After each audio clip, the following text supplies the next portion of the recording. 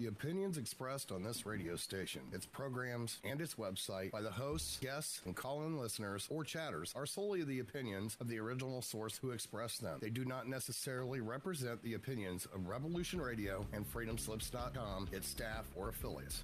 You're listening to Revolution Radio, FreedomSlips.com, 100% listener-supported radio, and now we return you to your host.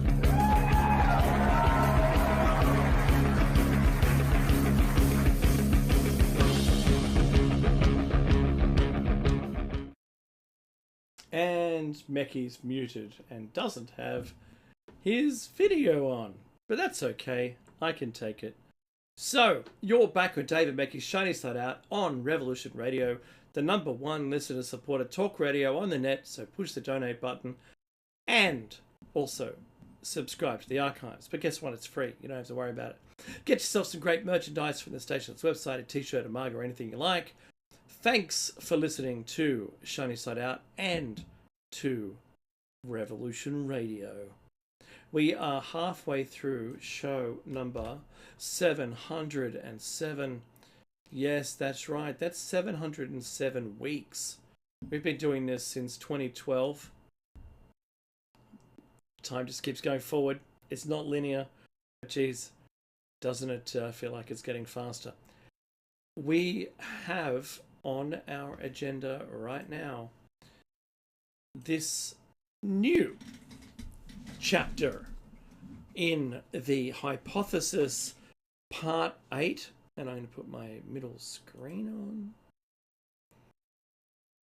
and Meckie's with us. Hooray! Crowd goes wild. And there he is, Meckie. I've read the intro. I'm going to throw it to you in muted. No? Hello, Meckie. Earth to Meckie. Professional radio here. Can you hear me? You might be able to hear me, but I can't hear you. Nope. I'm not getting any audio whatsoever from... Oh, hang on. I wasn't broadcasting to the station, but I was broadcasting locally. Meckie, I've done the intro. I'm going to throw it to you. I couldn't hear you, brother. That's weird. That's correct. Okay. Well, my word is still thinking. Ah, here we go.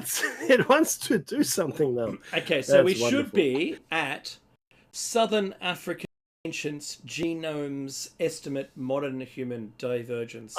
350 to 260,000 years ago. Yes.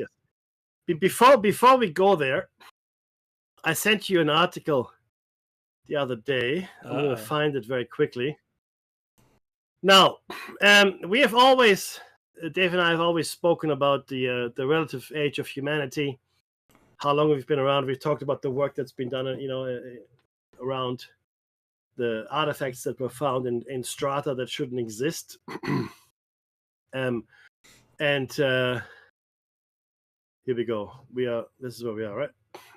Okay, but the point is, there was an article published just recently. Let me find it for you guys very quickly. But this is important because it speaks to what Dave and I have been saying, well, since the beginning of time, all along.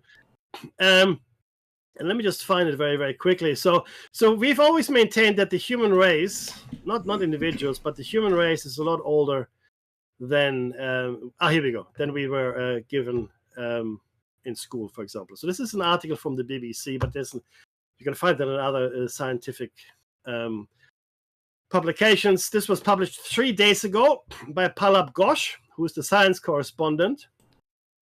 And I want to read a few things here because this is actually speaking to what we're discussing here today. And I will add it to the text after the show. A million-year-old human skull found in China, found in China suggests that our species Homo sapiens began to emerge at least 500,000 years earlier than we thought. Researchers are claiming in a new study.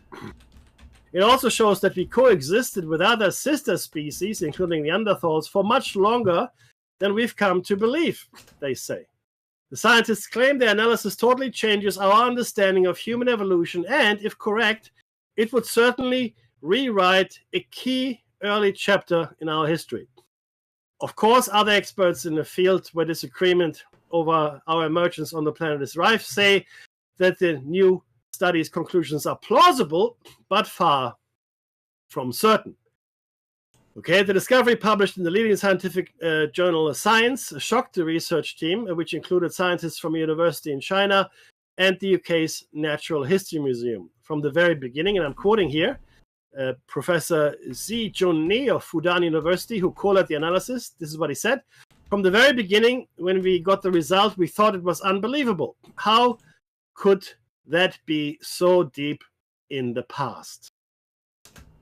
But we tested it again, he says, and again, to test all the models, use all the methods, and we are now confident about the result, and we're actually very excited. Okay?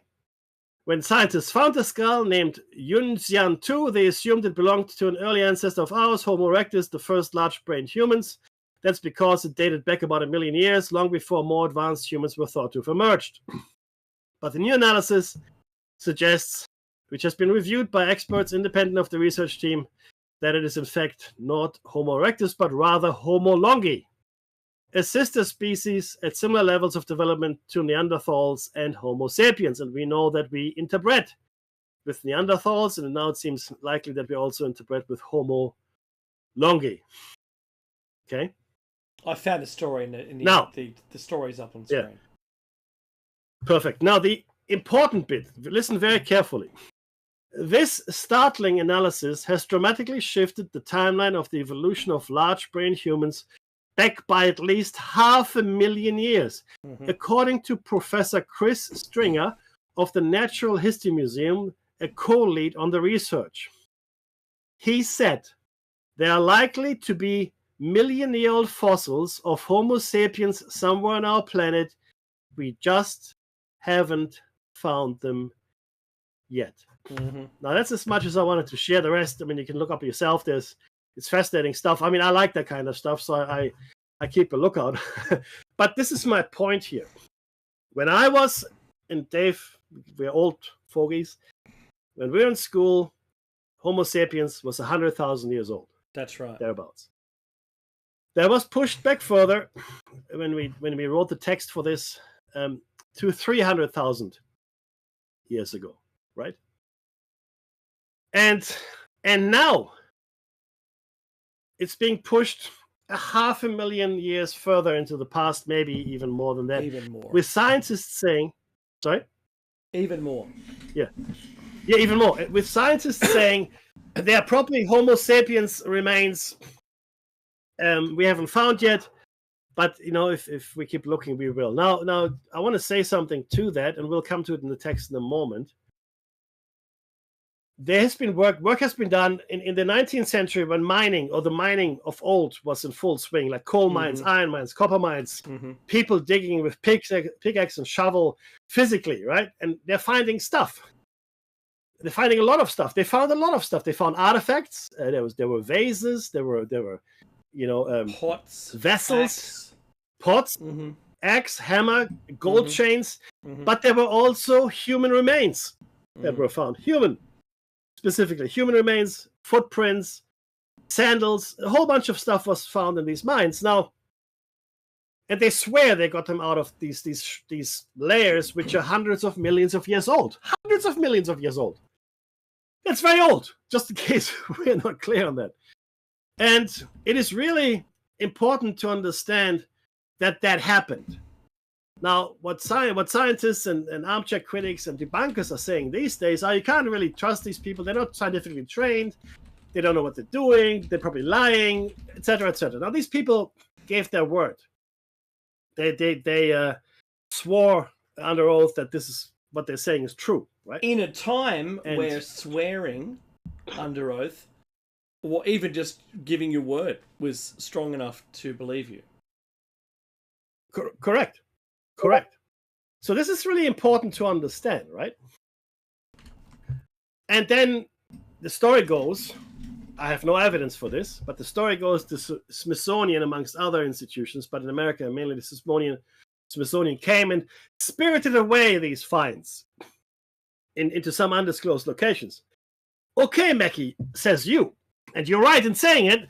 We're mining a lot more today than we ever mined before. You're 100% correct. That's absolutely true. Mm-hmm. But the way we mine is very, very different. That's right. Mm-hmm. Very different. We blow up stuff a lot, right? And we use this machinery, rotating barbed thing that just claws into the face. That's correct. It. Mm-hmm. So a lot of stuff would be destroyed that we might otherwise find if there was a person with a pickaxe. Mm-hmm. Now, the mining operations are so careless, in fact, that in Australia, they damaged a 40,000 or 30,000-year-old cave that was used as a ritual place by the indigenous people. A big hoo-ha. It was a big hoo-ha, right?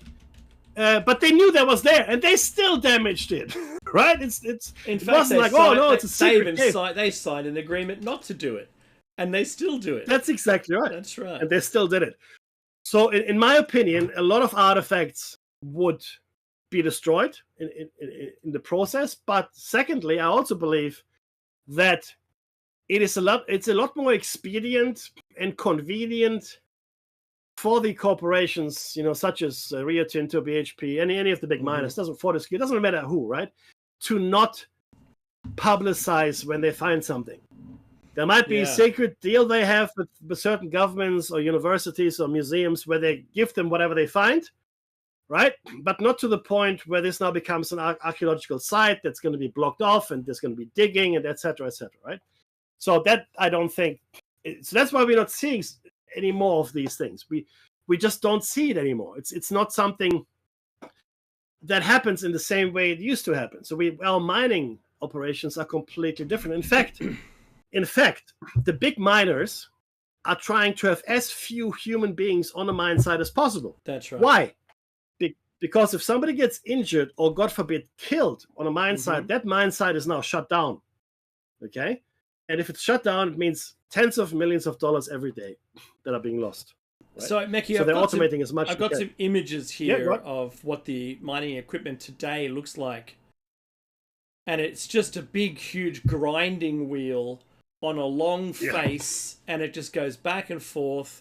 And all the spoil, which is known as what it is that it creates, is just collected up. And it's not like the olden days where a coalface worker was there with a pickaxe and had a mining cart. It's not at all the same. These machines, if there was anything at all at the face of the coal seam, it would never be seen. The devices scoop it up, it goes back on a train, conveyor, and no one sees it. It's turned to dust before it's anything. Yeah, correct. That's exactly right. And this is really the key thing to understand, right? They did find all of these things back in the 19th century, right? And now they're somewhere, maybe in a warehouse like Indiana Jones style, packed in a big crate. Who knows? But it doesn't mean it's not real. All right, I want to be very clear here. And we have. I mean, look again. I know I've said this before, but this is the right moment to say it yet again. If an organism, any organism, reaches a state of, I guess, evolutionary or adaptability kind of ideal state, if you will, like this is now what I am, who I am, etc., like a shark or a crocodile, and there's no further compelling reason for me to change, then I think the species doesn't change any further, right? I mean, because a crocodile has been a crocodile for 400 million years. Well, a shark has been a shark. Go on. The only thing that changes is the size, because predation is relative to the size of your prey. You are relative to the size of your prey. Yes. That's it. 100%. That's the reason for size change. 100%. And we see this in the reverse, for example, as well, or not the reverse, but you got pygmy elephants in Indonesia, right? And we had the Homo forensis, like a tiny little human, if you will, right? So we know this to be true. And what about of course, what it means is making a domestic cat is small. Yes. Right? What happens to domestic cats if they escape and start breeding in their own population? Do you know how big they get? They get I do really actually, yeah. big. They get Absolutely. Doberman big. Yeah. And in fact, in Australia, there are reports of black cats out in the bush. That's Now, right. a lot of people are saying, "Oh, that's nonsense. Who could they be? Where are they coming from, etc., etc." And the answer, of course, is, well, they're coming from domestic cats, most likely, that have gone feral. That's Right? right. I mean, if you take a domestic pig, Oh yeah. and it goes feral, guess what? It turns into a feral pig, and it looks like nothing like the domestic pig that you're used to. It's really interesting stuff. So, what does it mean for our purposes? What it means for our purposes is that the human form, as it is today, and in different sizes and shapes, no doubt, different colors, right? But fundamentally human, in my opinion, hasn't changed for a very long time indeed, because it didn't need to. It didn't need to, right? We had reached our evolutionary ideal form, our ideal potential, right? In my opinion. Now, that's my opinion. It's Mackie speaking here, right? But we do see it. And in fact, again, I know you're probably sick or tired of it, but the coelacanth is a fish that completely disappeared from the fossil record. Because what you should ask me then as well, Mackie, how come there's no evidence of any of this? How come there's no evidence of any humans in the fossil record? Now, first of all, there is, but it's being disallowed. That's number one. But secondly, even if there's not, fossils are forming under very specific circumstances, and those circumstances are very, very rare. 99% of all fossils that we have today are marine fossils, right? That's right. Fossils of land creatures are very rare. They exist, but they're rare. Now you could say, okay, but still there should be something. And I'm saying there is, but like I said, science disallows that evidence. Okay. The coelacanth is a fish. It's a primitive bony fish who lived at the same time as the dinosaurs. So last time we have it on the fossil record is 65 million years ago. And remember, it's a marine animal. It's a marine, so fossils form easier than on land. 65 million years ago is the last time we have fossil evidence for coelacanth. So the common parlance, or the common wisdom at the time, was that clearly it must have died out with the dinosaurs. Makes sense. We don't get any more dinosaurs in the fossil record. They don't exist today for all accounts. And the same with this fish, the coelacanth. Aha, says everybody. Gotcha. Except, of course, the coelacanth is alive and well in the southern Indian Ocean, right around Madagascar, etc. It swims around quite nicely, thank you very much. So 65 million years have passed, and this fish hasn't actually changed at all, right? It's the same exact fish, even the size of it. So that's my point here, right? Just because something doesn't appear in the fossil record doesn't mean it didn't exist in the intervening 65 million years. That's a little while. And that's a while. And the human race, again, in my opinion, is a lot older than what we even now accept, which is now like the 1,000,000-year mark almost, right? So, and of course, the hypothesis is predicated on that, because we say civilizations have been occurring for a long, long time on this planet, like the one we have. Of course, different science, different tech, different philosophies, because, that's just the nature of I mean, even if you look at the world today, not all human beings believe the same thing. Not all human beings do things the same way. And why would they do it in the ancient past? Of course they wouldn't, right? And they would have different environmental factors to contend with. So civilizations would have been different. But we used to push it out to 300,000 years. Imagine if you could push it out to 1,000,000 years, and even further. Imagine how many civilizations could have existed here. And they wouldn't have all been fossil fuel burners, okay? Mm-hmm. That's us. That's us. But the piezoelectric effect, if you discover that effect, and that's how you power your civilization, there's no pollution. You don't leave a carbon ring. You live like there's nothing. it's literally completely pollution free, right? What if they're completely novel energy sources that we can't even conceive of? What if some of the civilizations were amazingly well versed in DNA manipulation, creating everything they needed through biological means, as it were, living in a moderate climate that didn't really require maybe heating or power tools or whatever, right? So their focus was on the biological sciences, potentially. If you look at some of the plants or animals that we have, you look at them, some came about by breeding, but others, didn't come about by breeding. Okay, you look at some of the tropical plants, the wild ones, not the domesticated ones. They're perfect for humans in every aspect. I mean, look at the coconut. You couldn't dream up a better plant than a coconut, or in fact bamboo. Bamboo and the coconut palm are perfectly suited for human exploitation. Okay, perfectly suited. I mean, if you had to make a plant that we could use, and all of it, right, you couldn't do better than the coconut palm or the bamboo. So I've talked enough now, Dave. Why don't you? No. I've got something to add. You go. Okay. In that time, I've been having a discussion with Claude.ai. I first asked it a question: do cats get larger over generations when they become feral? And it says no.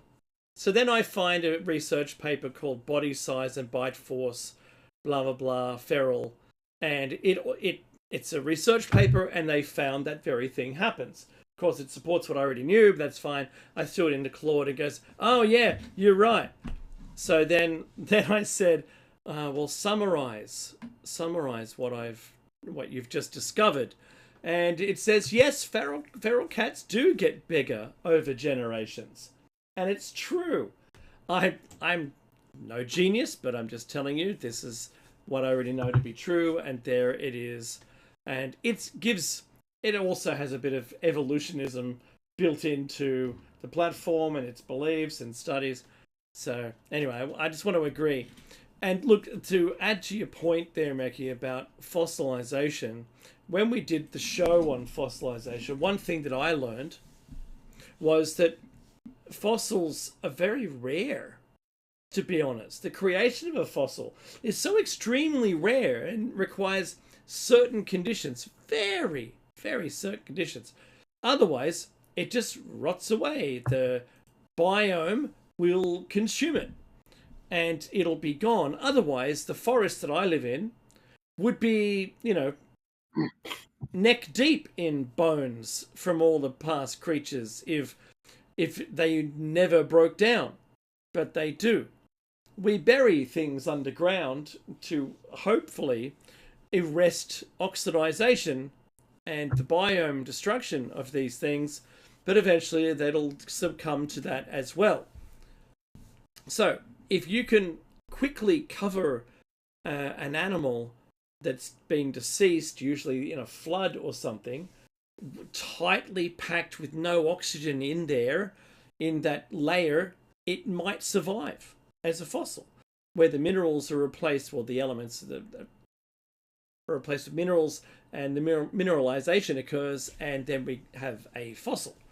So, to be honest, everything we found when we were doing that whole story arc on the dating problem, how do you date something?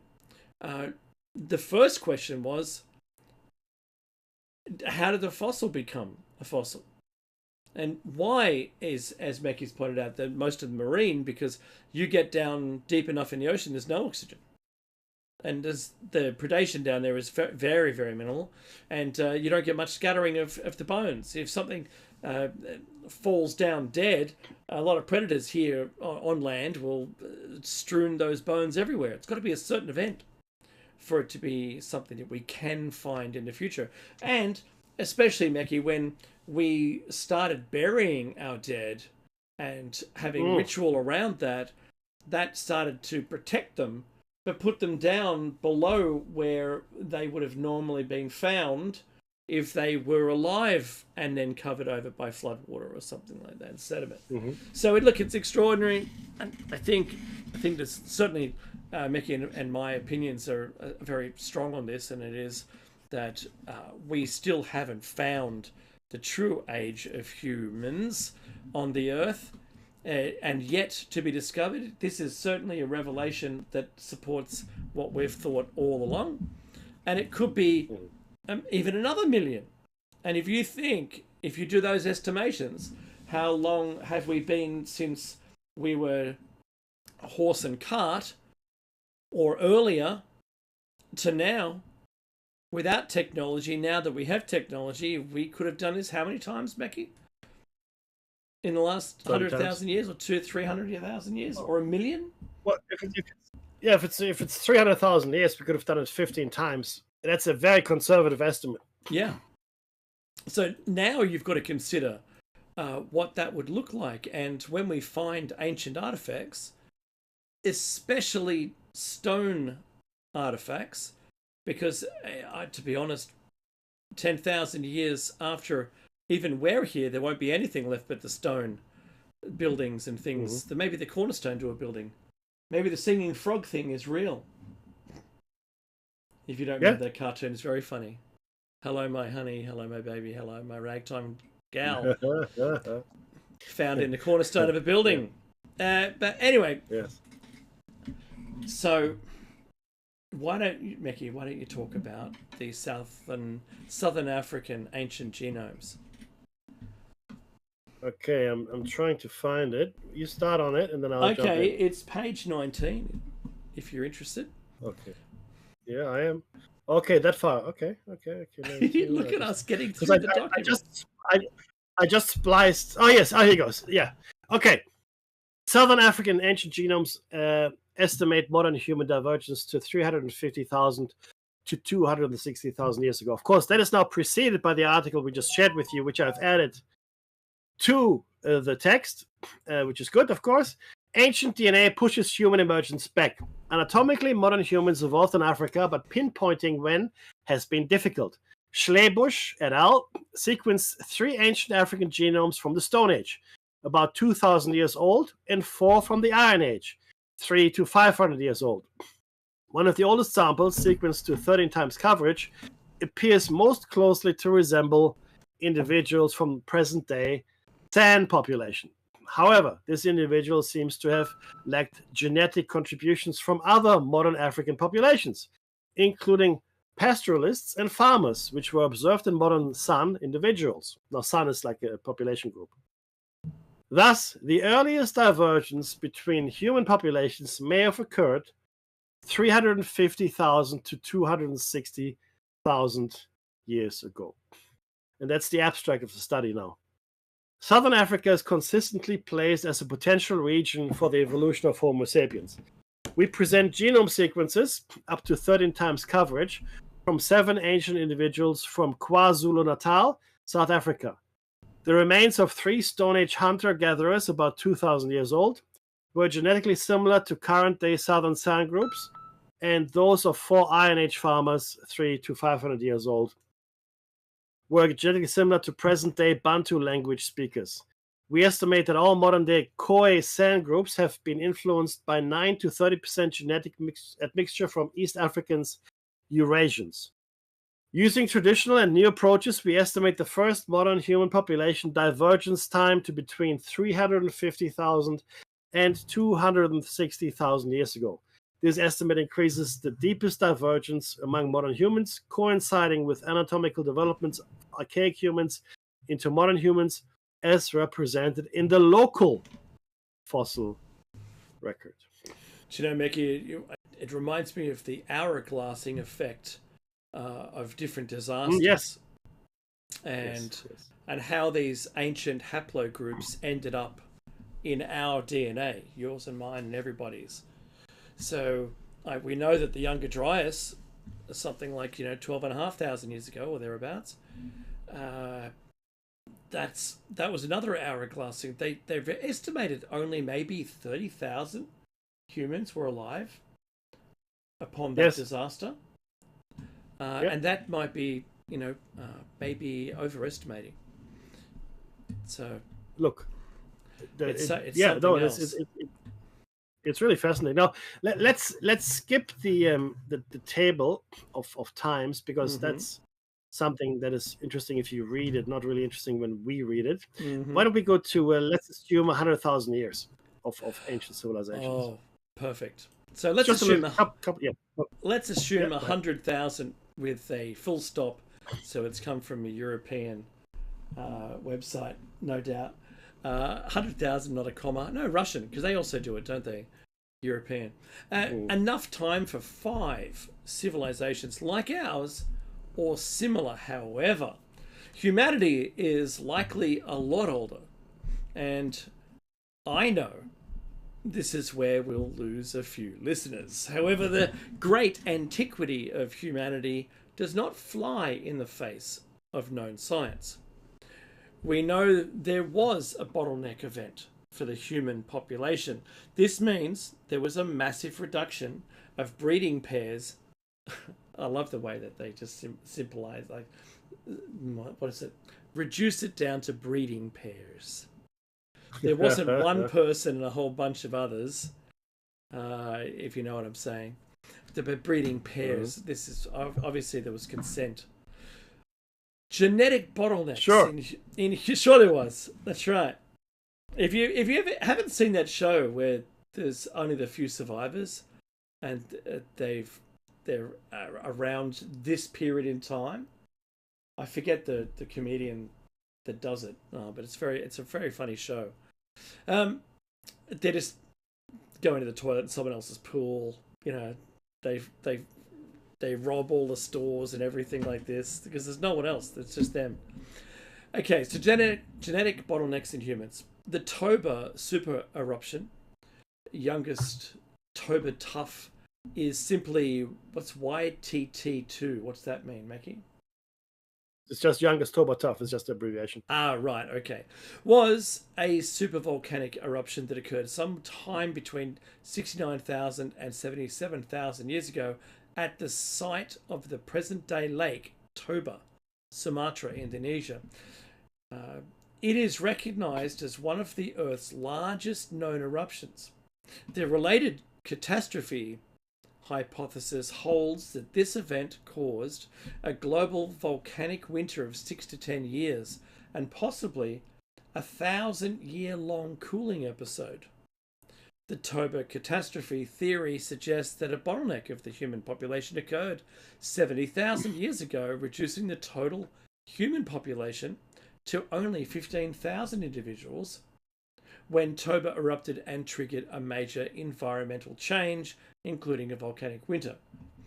The theory is based on geological evidence for sudden climate change at the same time for a coalescence of some genes, including mitochondrial DNA, that's DNA, Y chromosome, and some nuclear genes, as well as the relative low level of genetic variation among present-day humans. And just thinking about what Meki and I were talking about with the other populations of sapiens, not sapiens, that they seem to have been wiped out or thereabouts around about that time. The cause, yet we don't know what that is. For example, according to one hypothesis, human mitochondrial DNA, which is maternally inherited, and Y chromosome, DNA, paternally inherited, coalesce at around 140 to 60,000 years ago, respectively. This suggests that the female line ancestry of all present-day humans traces back to a single female mitochondrial Eve, if you know the term, at around 140,000 years ago, and the male line to a single male Y chromosomal Adam at 60 to 90,000 years ago.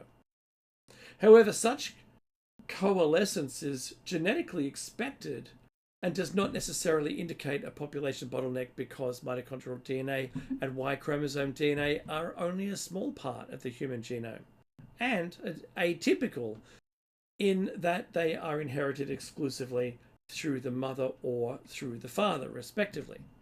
Most genes are inherited randomly from either father or mother, thus cannot be traced to either matrilineal or patrilineal ancestry. Other genes display coalescence points from 2 million to 60,000 years ago, thus casting doubt in the existence of recent or strong bottlenecks. Other possible explanations for limited genetic variation amongst today's humans include a transplanting model or long bottleneck rather than a catastrophic environmental change. This would be consistent with suggestions that as sub-Saharan Africa human populations dropped to as low as 2,000 individuals for perhaps as long as 100,000 years before the numbers began to increase in the late Stone Age. Meki. That is interesting to me, because the one thing you can say about human beings is they breed and fill every space. To think that a population would have remained stable for 100,000 years at 2,000 individuals, for me, seems extremely odd. That's just my opinion. I'm just spitballing here. It just seems like a very strange thing. The only cause I could see with that would be food source. Possibly, but it's oddly specific to have 2,000 individuals for 100,000 years, right? Mm-hmm. So, I mean, you'd think that people would move at that point. Yeah, that's right. It reminds me of this science fiction story of this village where I think the number of inhabitants was whatever. I make up a number now, 3,705, right? Sure. And the village was in everything was perfect in the village, right? Beautiful, and they had enough to eat, prosperous, etc., etc. But it had to stay at 3,705. So whenever a new person was born or a person moved into the village, another villager had to be killed, and there was a lottery. Wow. I think the story was called the lottery. Oh. So lottery was taken up, and then the person that drew the ticket would then be executed to make sure that the village stayed at its optimal level of 3,705 or whatever the number was. Anyway, not saying this happened here. So as Dave said, genetic bottlenecks in other mammals. Now this is really interesting, and we can spend some time talking about the cheetah, but let's just say what the text says. Some evidence points to genetic bottlenecks in other animals in the wake of the Toba eruption. The populations of the Eastern African chimpanzee, Bornean orangutan, Central Indian macaque, the cheetah, the tiger, and the separation of the nuclear gene pools of Eastern and Western lowland gorillas all recovered from very low numbers around 70,000 years ago. This does not mean that humanity started at that point in time, though it might, but rather that human variety was severely curtailed. Maybe there were many more species, maybe blue-skinned, maybe green, maybe some that were one-eyed, maybe some that were very large, while others might have been very small. And bear in mind, this was written before we knew about the Homo forensis. This is my text here. We now have ample proof that the human family was much more diverse even as little as 10,000 years ago. We've spoken at this at length. A mysterious small human species coexisted with modern man in China until at least 10,500 years ago. Scientists have announced, based on analysis of an anomalous thigh bone found in a cave. The discovery brings the number of human species coexisting until very recently to 3. Us, this new one, and the so-called hobbit, Homo florensis, that survived on the Indonesian island of Flores until at least 13,000 years ago. To put this in perspective, around when saber-toothed tigers and mammoths were going extinct in the late Ice Age and agriculture was beginning to develop in the Levant, at least 3 types of humans were roaming the planet. The thigh bone found in Red Deer Cave in Yunnan province is about 14,000 years old and is substantially different from a modern man's. Professor Darren Carno of the University of New South Wales and Professor Ji Ping of the Yunnan Institute of Cultural Relics and Archaeology report in PLOS 1. Other remains from the same mysterious species found nearby dates to 10,500 years ago. The thigh bone is more similar to those possessed by Homo habilis and early Homo erectus, which predates man by some 1.5 million years, than to man himself. Again, since then we have learned of the Denisovans, of course, Cro-Magnon, and a few other species, including a mystery species that is existent in our DNA, but of which we have no fossil trace as of yet. Dave? That's so right. Hang on a minute. As of, I can't see the text that says as of yet. Oh, you said that. You added that? I added that. Oh, yeah. I so data rejection. Interestingly. That's where we are. No. Interestingly. Interestingly, the book Forbidden Archaeology by Cremo et al., as well as Devolution, highlight the possibility that humanity might be a great deal older. But both works are usually derided by mainstream science, even though their scholarly qualities are not questioned. They cite a great many anomalies in the fossil record and show documented evidence of artifacts and tools and Homo sapiens bones appearing in geological strata they should not. However, when the dating is not in line with the establishment, once the offending... However, when the dating is not in line with the establishment, once there's missing a word. Once the offending scientist either self-censors or is barred from the scientific community. And we've heard that so many times. It's lockstep, is it not? Very much. Very much. Why don't you take the data rejection? This is a really cool one. Oh, yeah. That's really cool. Inconvenient dating in Mexico.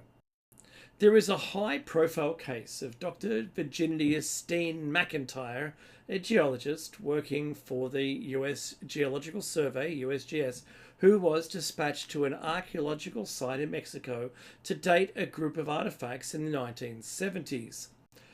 This travesty also illustrates how far established scientists will go to guard orthodox tenets.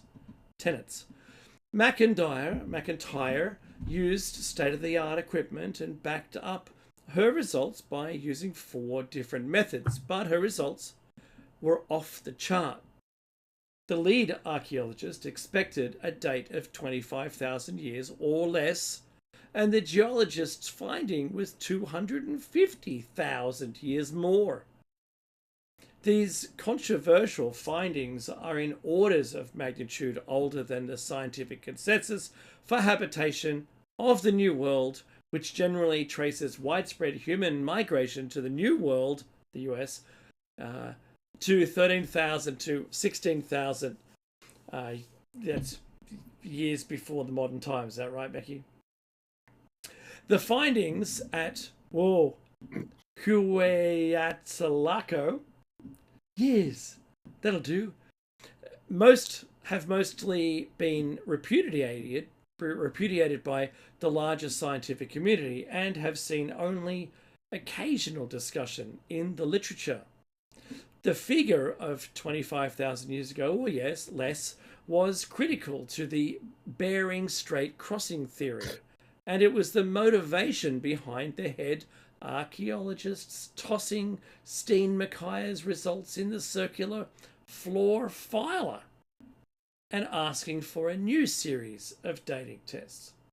This sort of reaction does not occur when dates match the expected chronological model that supports accepted theories. Steen McIntyre was given a chance to retract her conclusions, but she refused. She found it hard thereafter to get her papers published, and she lost a teaching job at an American university. Meki, what else happened to her? So she also became a gardener. So she actually changed. She became a florist. so she could not really practice in her field anymore. However, this is really, really important. Becky. Did you know that her method wasn't used before she did this? It is now the appropriate method for archaeology.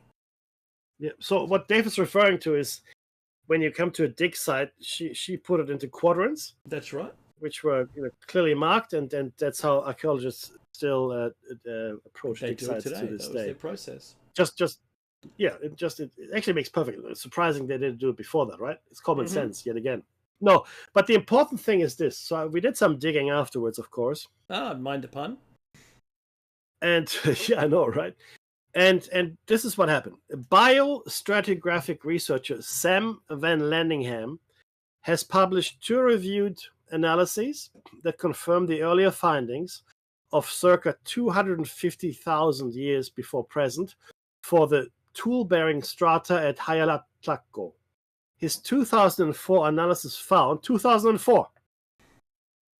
Huaylatlaco samples could be dated to the Sangamonian interglacial period, which was about 80,000 to 220,000 years before the present, by the presence of multiple diatom species, one of which first appeared during this era and others that went extinct by the era's end. Mm-hmm. Van Landingham's 2006 paper refined and reconfirmed his 2004 findings. So I want to be very clear here. Steen McIntyre found something and was unacceptable, still is unacceptable to modern science, by the way.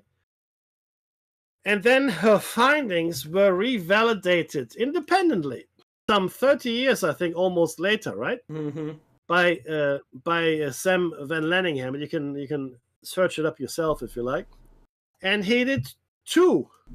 He did it twice, in 2004, and more refined in 2006. So her findings are correct, irrespective of what other considerations in the Bering Strait theory. If science leads you a certain way, to a certain point, you have to follow the science. I'm sorry. Mm-hmm. You can't just ignore it because it doesn't fit with your reality or your perceived reality. That's right. But that's exactly what we're seeing here. Now, Dave, this is your favorite one, I know. So I want you to read this one. So interesting side note. Yes. All right. The Smithsonian acknowledges problem. In 1987, paleontologist Jerry McDonald discovered a wide variety of fossilized tracks from several different species of animals and birds located in a Permian strata. Among the various fossilized tracks were clear prints of a human foot. However, the Permian strata has been dated from 290 to 248 million years ago, millions of years before animals, birds, dinosaurs, and yes, man was supposed to exist. To even exist. How then can these prints be explained? In July 1992, the Smithsonian Magazine had an article based on these tracks called Petrified Footprints, a Puzzling Parade of Permian Beasts. It says, the magazine acknowledged the mystery, acknowledging what paleontologists like to call problematic. It described what appeared to be large mammal and bird tracks evolved long after the Permian period, yet these tracks are clearly Permian. While it is commendable that MacDonald and the Smithsonian clearly acknowledge the existence of these tracks in a strata that contradicts the current evolutionary theory, it is noteworthy that they highlight only the mammal and bird prints and don't make mention of the human footprint found with them. Interestingly enough, since these tracks have been discovered, evolutionists have not tried to argue their authenticity or debunk them, nor have they tried to argue that the footprint isn't human. Often they claim that it's a print that just looks like a human footprint. their silence is deafening. Now, if you want to know where this is, see Petrified Footprints, A Puzzling Parade of Permian Beasts. Nice alliteration. By Jerry McDonald, Smithsonian. And you can find it in July 1992, volume 23, issue 4, pages 70 to 79. Now, just to be clear, these are sets of footprints. Let's start with the animals. Of animals that, number one, should not have coexisted at the time, and number two, in fact, should not have existed at all. Even at all. They hadn't even happened yet. Yeah. Uh-huh. Yeah, if you follow the evolutionary track. Okay, so that's problem number one, right? And that's, they don't forget, that's well before. The dinosaurs. That's just the animals. Yeah, it's just the animals. Yeah. Exactly. So they shouldn't have coexisted, and some of them shouldn't have yet existed at all. So that's number one, right? Mm-hmm. But again, whatever. And then on top of that, of course, you have the human footprints, which are completely out of order in this context. But that's it. It's problematic, and then let's not talk about it ever again. Right? Now, in my mind, it something, Mickey. We labeled it. It's over there. It's in the problem pile. That's what it is. In my mind, it is that kind of anomaly, that kind of phenomenon, when you come across it, that should consume you as a scientist. Mm-hmm. Like that's, I mean, what is this? What happened here? I mean, so people always say, "Oh, there's no evidence." The thing is, there is evidence. Yeah. So for everything Dave and I have said in relation to the age of humanity being really, really old, and the hypothesis in general, there's evidence for all of it. Physical evidence. Scientists just choose not to look at the evidence or interpret the evidence or even acknowledge in a wider field that it exists. Mm-hmm. Because 1992, yeah, that's like 30 years ago, yeah? Yeah. And we haven't really gotten much further since then. Now, we won't go much further in the text today, I don't think. Well, next, continue to argue this point, though. Yeah, please. No, you argue. But next time we will talk about debunking. But go on, argue, my friend. So, the reason for someone to deny the existence of it could only come down to what had they, as an investment, that would be ruined by it coming out that, well, what they'd been researching was nonsense.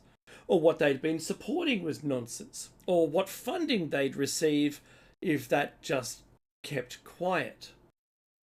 Because you have to admit, everything comes down to money. There's no money in researching the puzzling parade of Permian beasts, is there? So you're going to make a name for yourself if you discover something new about it, I suppose. But for all those people with tenure who have written books on the subject, their books just rot on the shelves if this all turned out. If what they'd been supporting their entire career turned out to be nonsense. You need to accept that things change. And, as Becky and I have rightly pointed out, and they well know, that as time goes on, you'll find new things, and you should be open to change, and you should be re-evaluating your beliefs based on new evidence perpetually. We don't live in a postcard from the 70s. We live in an ever-discovering scientific community, a civilization that is driven by it. But I live in a fancy world, Mackie, of believing stuff that isn't true because it's really just driven by money. Correct. And that's the most important thing that Dave. All of these opinions are, of course, based on people's need to earn a living, to have a livelihood. And if I'm an expert in a certain field and I make my living talking about it, writing books about it, teaching about it, etc., whatever it might be, and you come along and say, hey, your house of cards is on fire, and I'm just going to kick it over for you, you're not going to like it very much now, are you? And that's really the problem that we have. The problem is always people. Now, ideally, scientists follow the science. That's what you should do as a scientist. But unfortunately, and this is not just me talking here, right? Look at Graham Hancock and look at the scientists that looked at the Indonesian step pyramid, right? And how the article was pulled from the journal, right? Why? Because they didn't like it. And I think that's the music, my friend. It sure is. Do like, share, subscribe, and comment to any video you see of ours. Honestly, subscribe and like it. But Meki, there's one thing that we ask of all of our listeners, and that is... Be